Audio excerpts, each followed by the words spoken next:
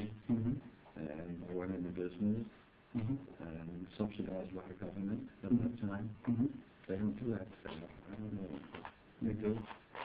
So I got subsidized, went into manufacturing of apparel. I did pretty well. Okay. The office is in New York? New York. Okay.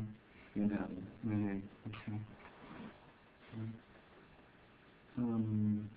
When you got out, was there any unique reception or any unique party when you got home, or? No, just everybody was happy to see me. But I felt bad. Oh. I remember being in Coney Island. I don't know whether you heard of Coney Island. Walking on the boardwalk, and we saw the active soldiers. And I stopped and we went in for a drink.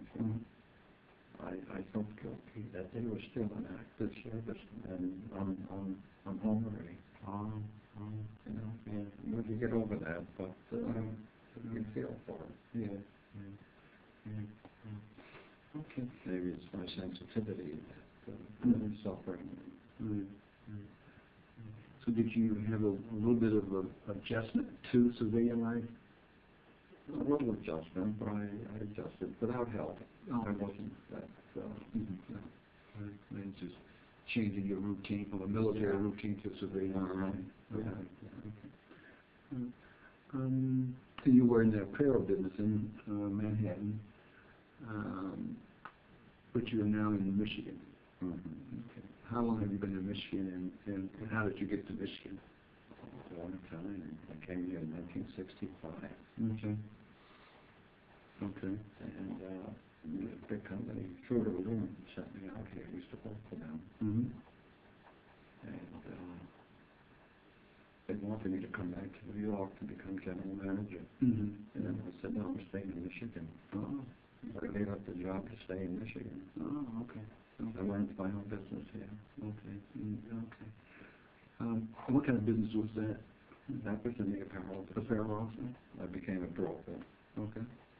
And then I went back into manufacturing as a contractor. Okay. All right. And I didn't do too badly. At that time, when you're on the wholesale end of it, selling to all the retailers, you don't get paid. You don't pay. I can't subsidize you. So I decided to go out of it, not subsidize them. So one day I had a warehouse right on Evergreen, where that little shopping center is, that building before, the old basement. So one day I decided to get out of business. So I brought all my customers to come, going out of business, to come and pick out what they want, give me an offer. So they did, and I had hundreds of racks laying around there, and they put their stuff on the racks.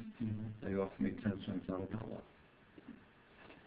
So I said, where's the money you owe me? Well, that's an old story.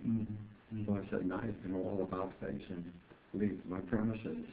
So I took all that stuff and donated it to all the nursing homes, all the clothing and everything, all the dresses, everything. I gave it away. Wow. Rather than take 10 cents on a dollar, I gave it away. So, I walked out. I had debt, but I paid it. When you did that, was that essentially when you kind of retired, or what? Oh yeah, then I went to work as a sales rep. And decided there was a couple of chemical companies that maybe I'd like to work for some of these chemical houses, industrial chemicals. So I got a job with ZEP at the time, out of Atlanta, for a while. Did $1 million a year volume. Wow. And then they decided to take, and I had one company, I had all the big companies. They decided to take it back, make it house account. So I said, where do I fit in? Let's take a house account. Too bad. So I decided to become a rep in the chemical business too. So I got some companies down south, and I represented them. And I competed with the old company, and I beat them. Wow. Used to take their business back. Then I retired. After a while, I retired. Yeah. Okay. And what year was that? Did you retire? No, I don't remember when I ran for council in '83. And I was on the Police and Fire Commission for 8 years before that. In the 1970 something. Okay. And you are city council person for the city of Southfield. And you've served for how long? How long have you served? 24 years. 24 years. I've just got reelected. Yeah. 4 more years. Yeah. Okay. And while on council, I founded the Veterans Organization of Southfield. That's mine. I founded that. And started that. And I'm the one that built the Veterans Memorial Gardens out there in City Hall.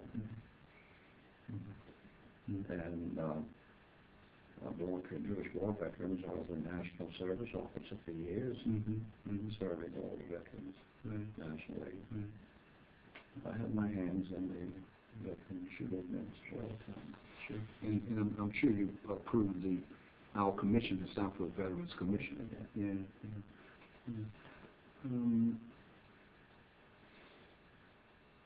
Of all the, let's just some of the sort of, I have a couple more questions here. I know you mentioned that you're a member with the Jewish War Veterans. Are there any other service organizations that you've been active in? Yes, American Legion. Okay.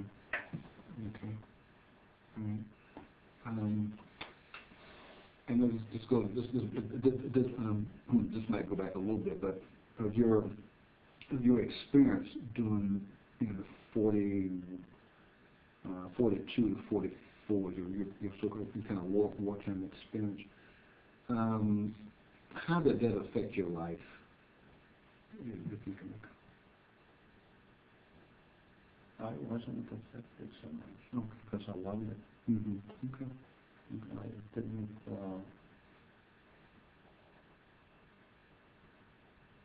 Psychologically, no. No, I was strong. As I am today. I just worried about my brothers. Did they go into combat? Two of them. And one served, and my older brother served in Washington. At Walter Reed, he was in that. And my brother Irving was in Italy. And he was standing guard at Mussolini when they hung him up. He wouldn't interfere, and they'd kill him. And my brother Julie was stationed in New York. He was a warrant officer. And of course I didn't go over. And this is another question. It's kind of similar to the one I just asked, but there's a little different twist on it. Was there any kind of life lesson that you learned while you were in the service that might have attributed to your that you can reflect on and say that taught you something? Yes. Prevent all war. What prevent all war. And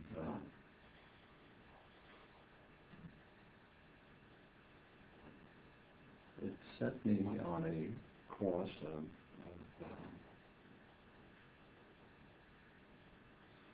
it's so hard to explain.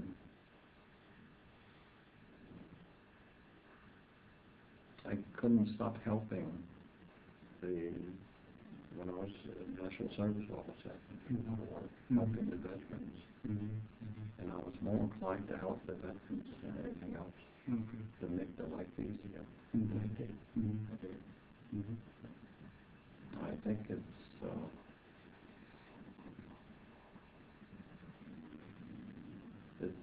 came into my civilian life from the moment I left I only wanted to do it well and respect respect other people and help. Mm-hmm. Good idea. I'm doing that today.